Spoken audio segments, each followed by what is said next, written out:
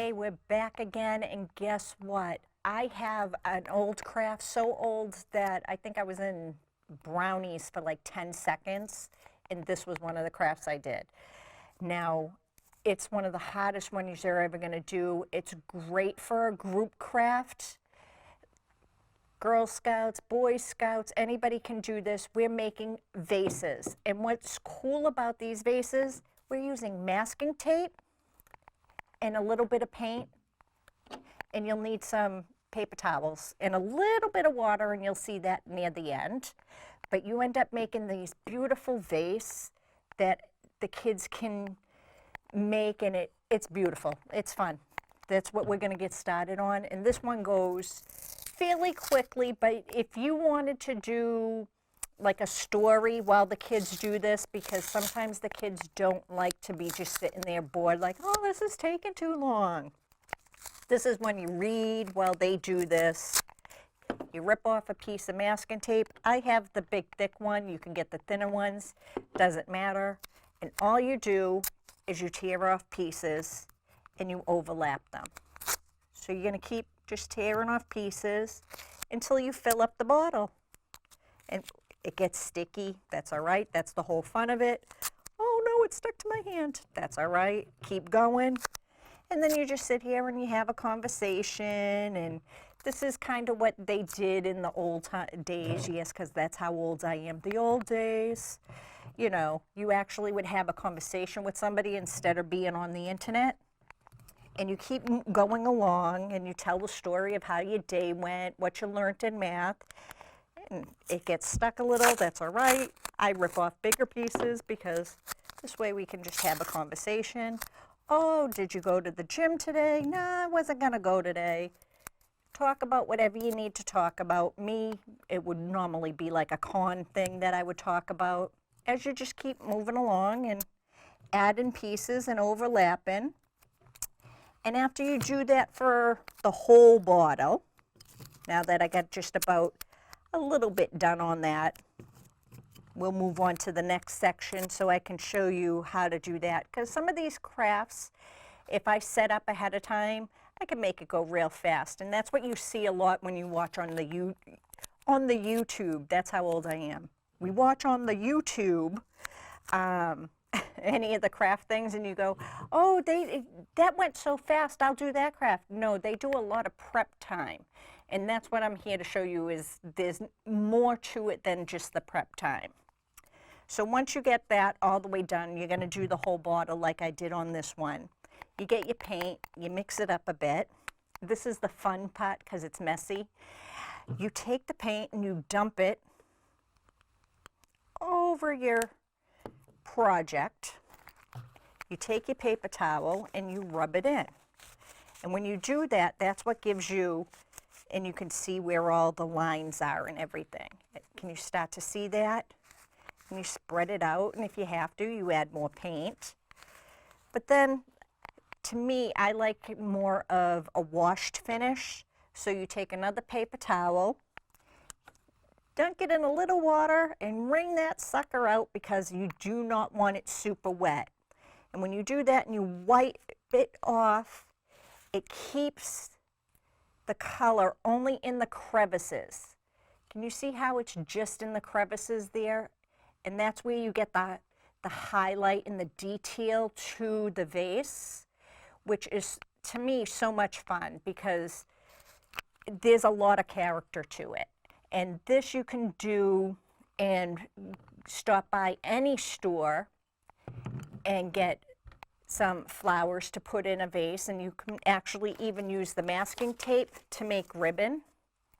That's another quick one I can show you too. And that, if you're using the thick one, you take as long as you need, and I fold it in half.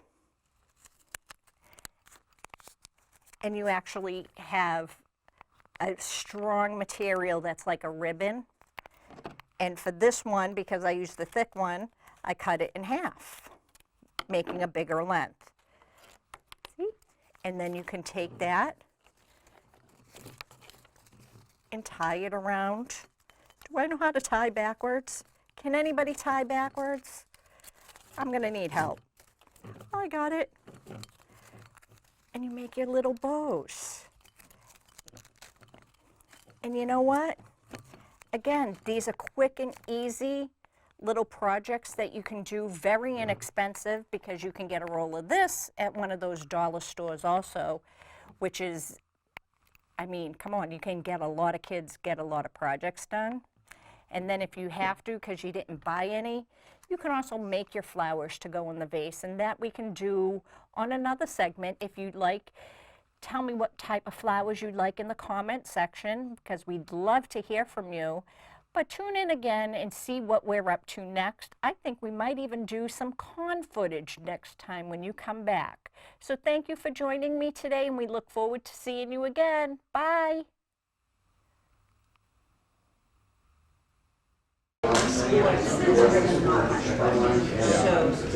I have noticed around here. You know, criminal activity that goes through and everything, and my thing is I want to give them something more, right? Yeah. Something more than just sports. We're not all sports kids.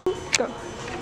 Hi guys, welcome back. We're still here at Saturday morning Con Tunes here in Woburn, and I am so excited because I am here with the very talented Mr. Buzz. Thank you. Mr. Buzz is not only a book writer, but he writes scripts, and he writes scripts for some pretty interesting stuff, but I'm going to let him tell you because I don't want to fangirl too much. But his wife is here too because she is just so wonderful. I just had to have her here because she's keeping me calm. I don't know about him, she's helping me out. So Buzz, why don't you tell us a little bit about some of the books you do? Okay. Well, as you say, I've been a writer for animation since 1978. I started out at Filmation Studios on a show called Tarzan and the Super 7, and I went on to work on Transformers, G.I. Joe, Batman the Animated Series, also My Little Pony, Tiny Toons. I've worked on video games. I wrote the script for the Terminator 3 video game. So you can actually write a script for video games, because a lot of the kids play video games. Right. Now, a lot of the video games have what are called cut scenes, which are scenes that connect the game levels. And those cut scenes have to be scripted just like a regular movie. You have to say what the characters are doing, what they're saying. And then in the actual gameplay itself, you have to come up with all the possible variations of dialogue. You might have, for example, in the Terminator game, we might have the Terminator say to the player, go left, or go right, or do this.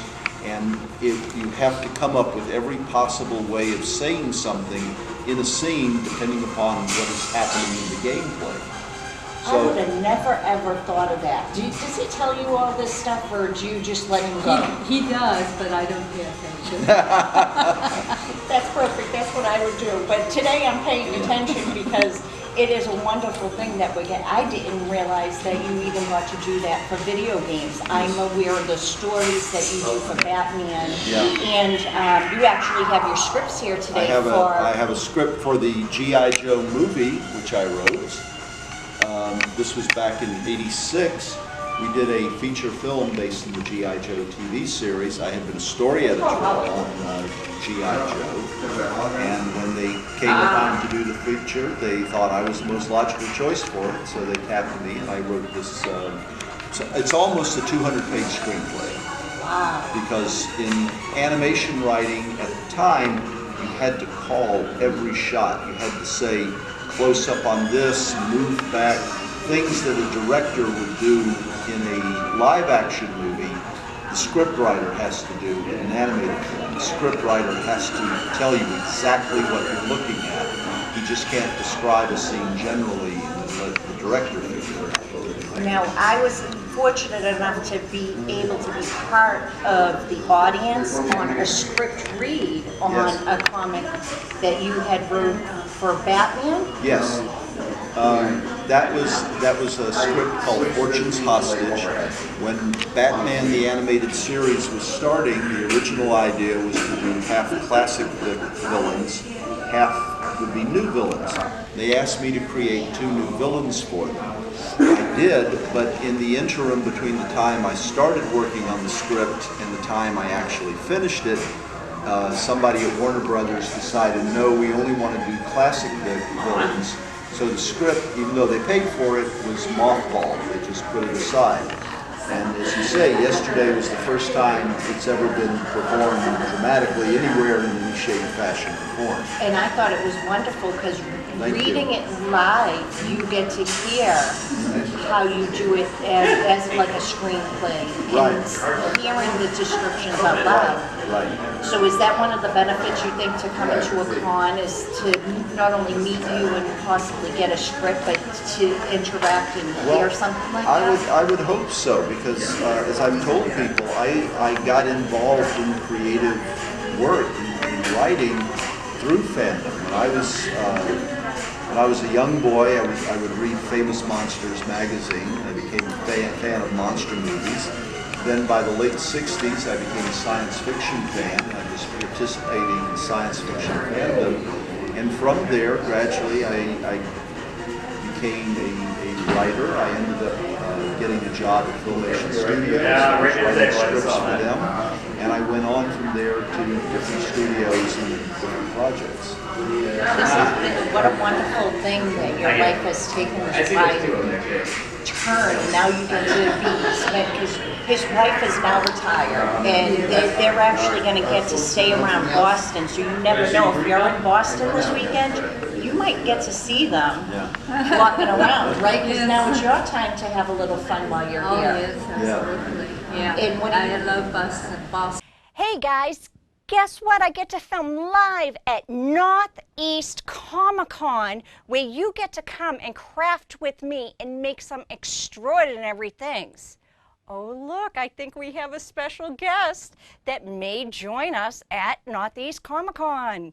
I love this guy. I'm so lucky I get to craft with everybody. So if you come on down to Northeast Comic Con, get to film live episode of Kim's Got Crafts, and then you get to see it air on Revere TV. How cool is that? Please come and join me. I can't wait to craft up some fun, because you never know, there's a bunch of fun and surprises, and it's guaranteed not to be boring. Come on down and say hi to Kim's Got Crafts. And this is what I must do, whatever it takes.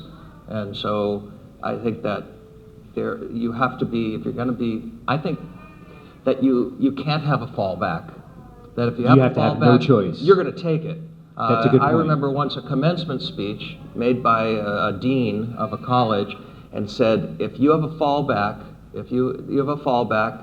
it says you're never going to succeed in the field, because when the times get really, really tough, you're going to fall back.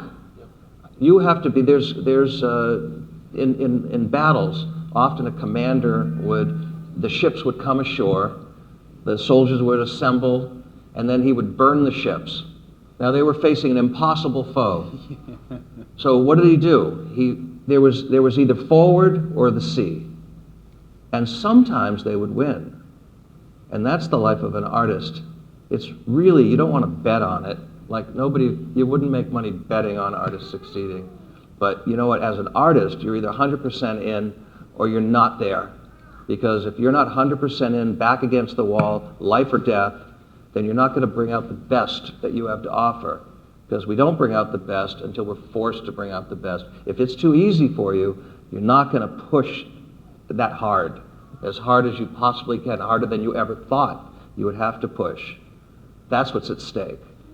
And don't be afraid to make mistakes. Yeah. And you got to realize mistakes are not mistakes. They're really just Yeah. lessons. But if you treat them as mistakes, then you would have done what Kim didn't do, and just when someone told her to go home and keep it to yourself, she wouldn't be here now. Right. But Yeah, she mistakes- took that as a lesson. All of us up here will tell you that I learned more from failing than I did succeeding. And I'll give you an example, like he's talking about warrior. Like I've done martial arts for 42 years. I forget how old I am. So 42 years. I learned more from getting punched in the nose, punched in the face, punched in the stomach, kicked in the leg. All the times I got hit is when I learned. Because then the next time I learned to block that punch. I learned how that person got me, So I practiced on how to defend that and reverse it. And I did that for years. And that's how I kept going up the ladder in martial arts, is that I never let defeat ever beat me. Because I was never defeated. I was just taught a lesson. I was like, wow, I learned this is how I got beat. But it's just like that with writing books or art. Like, you created artwork, it's pretty good. Then the next time you do it, it may be a little bit better because you learn where you messed up at. And I'm sure like you making your sculptures. yeah. I do sculpting too, and he does sculpting. You know, the more you sculpt, the more you learn how not to do stuff. And you learn more from how not to do stuff than how you're doing things, because then you learn every way not to do something right. Then you know exactly how to do it right.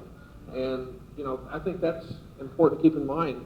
You've got to be who you are first, as I think everything is spreading out. And that's why we're up here. It's because this is, you know, my father wanted me to do baseball and basketball, and I even followed that, you know, up to high school. You know, I was a captain of the basketball team, and he wanted to be a professional athlete. And, you know, and I wanted to do martial arts, which he got me into, and, you know, I took that so far, but I couldn't get away from books and, you know, my whole thing of loving fantasy and all these things and art. And, you know, if I realized at some point I couldn't be who my dad wanted me to be or who my family, but I had to be true to, you know, how I was made, how my DNA is lined up and how I think and feel. And I think that's really being happy when you find who you are, not what people want you to be. And I think it's what art kind of really helps you do that. Like, it really gives you that tool to express yourself, and you find out, wow, this is where I'm really happy at, and this is where, you know, I found my niche in life. So I know, Jack, we were speaking last night, and I think you told me it's been 3 years now. I mean, I keep hearing you say you're a newbie here, but I don't think 3 years is a newbie. So has it been 3 years you've been writing, or 3 years just in Comic-Con? 3 years just in Comic-Con. I've been writing since I was 14 years old, so it's over half my life now. Yep. And you get through the first book, and it's crap. And you get In through the your second. opinion. Well, it is in the opinion, and then you read it 10 years later, and you go, wow, I couldn't even write correctly, just from a grammar standpoint of making it make sense. You write through the second, the third, the fifth book, and you just keep getting a little bit better. Just like with sculpture, you're learning what doesn't work just as much as you're finding out what does. It's the constant practice, but then you have to give yourself that permission of, I'm going to go out there and I'm just going to start trying to sell these. I'm going to put my first collection of short stories out on Kickstarter. Let's see if we can raise $1,000. Yep. You do that. Okay, I'm going to get the next book out, raise $1,000. I think you've had a pretty much successful Kickstarter campaign recently. Right, with Why Faith. Is this your book here? This is the first foray I did What's the name into of that? comics, the following casework. You got Twitter gods, theological investigators, punk elf, Hispanic hackers, hipsters, bad coffee, all sorts. Everybody looks at Johnny C. I've read that book, and the best way I describe it is like, imagine if like Doctor Who fell through like a religious kind of lens, so like and just dealt with God some time. You know what I mean? And it's a really good book, actually. And that one, we ended up raising over $2,000. It was my first real foray into comics. And last month, we finished up our crowdfunding. I was editing an anthology, Why Faith, why people do or don't have faith. And over 30 creators. We had 2 New York Times bestselling authors, an Eisner Award winner, all looking at me going, okay, are we going to actually fund this? This is completely about faith. This is completely So did you about do that aspect. you wrote this? Did I am you do the art as well? I am the writer. I am not the artist. Not the artist. But we ended up raising over $5,000, and now you get to find the next step on that one. And What was your name again? Jack Holder. Jack Holder, Uh, Why Faith. so- Still waiting on my book, Jack. For Why Faith? Oh yeah. We all are, get in line. Yeah. got to get the money from the crowdfunding site. So is that the next book coming out, White Bay? Yeah, that one I'm hoping to come out this fall. It won't be this con season, but it will be hopefully for the next Northeast Comic Con. So you should all come this November. Don't ever say that. This full book was supposed to have been out like 5 cons ago. This will be the next con. But that's the thing too, like with writing, you cannot put a timeline on writing. It's just, especially doing, like I do comic and novella, and you just really, the way the stories hit and change and the characters actually come to life, you can't control your characters. You don't know what's going to happen and how you're writing. You end up changing things. So, dude, I feel for you. I know exactly where you're at. So, Don't point for the fences. yeah, In grad, just keep doing grad school, they always said there's no such thing as writing, only rewriting. That is the truest statement I've heard today. Writing is all rewriting, but in a way too, like, I like in sculpting, it's like how many resculpts did you? Like do? I said, I got Got a it basement full of unfinished projects. I do too. So I think the question was, what's it like living your life in art? So I think I'm going to close this up asking each one of you, if you could sum up your life in art in one word, what would it be? I'm going to start with Eric down there. It's a life of love, of Excellent. love, loving, Kim? loving. For me, it's teaching. Teaching. Jack? For me, it's essential. Essential. Brian? Therapy.